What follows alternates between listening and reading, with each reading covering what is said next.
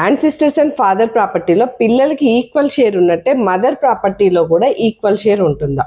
కామన్గా అందరికి ఉండే డౌట్ ఏంటంటే గోల్డ్ డాటర్కి ప్రాపర్టీ వచ్చేసి సన్కి వెళ్తుంది అనుకుంటారు. బట్ ఉమెన్ విల్ రాయకుండా చనిపోతే ఆమె ప్రాపర్టీ ఎవరికి ఎంత షేర్ వెళ్తుందో తెలుసుకోవడానికి ఈ వీడియో ఎండ్ వరకు చూడండి.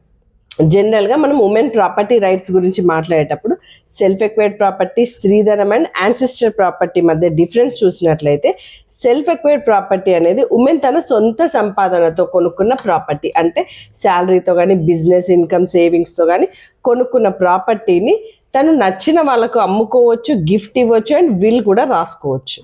నెక్స్ట్ స్త్రీధనం అంటే ఒక ఉమెన్కి పర్సనల్గా ఇచ్చిన ప్రాపర్టీ లేదా గిఫ్ట్స్. ఫర్ ఎగ్జాంపుల్ మ్యారేజ్ టైంలో పేరెంట్స్ ఇచ్చిన గోల్డ్ కానీ, కట్నం కింద ఇచ్చిన ప్రాపర్టీ కానీ, రిలేటివ్స్ ఇచ్చిన గిఫ్ట్స్, హస్బెండ్ ఇచ్చిన గిఫ్ట్స్, ఇవన్నీ కూడా స్త్రీధనంగా కన్సిడర్ అవుతాయి.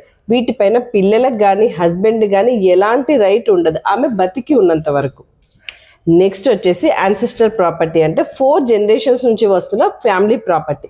ఈ ప్రాపర్టీలో సన్స్ అండ్ డాటర్స్కి ఇద్దరికి బర్త్తోనే రైట్ వస్తుంది, అంటే ప్రాపర్టీ షేర్ అనేది ఆటోమేటికలీ క్రియేట్ అవుతుంది.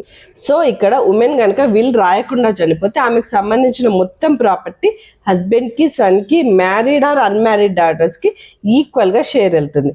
బట్ ఆమెకి హస్బెండ్ కానీ పిల్లలు కానీ లేకపోతే మాత్రం సెల్ఫ్ ఎక్వైర్డ్ ప్రాపర్టీ అండ్ స్త్రీధనం హస్బెండ్ సైడ్ లీగల్ హేస్కి వెళ్తుంది. ఓన్లీ పేరెంట్ నుంచి వచ్చిన యాన్సిస్టర్ ప్రాపర్టీ మాత్రమే తిరిగి పేరెంట్ సైడ్ లీగల్ హేస్కి అనేది వెళ్తుంది. మరిన్ని లీగల్ అవేర్నెస్ వీడియోస్ కోసం follow and share my videos.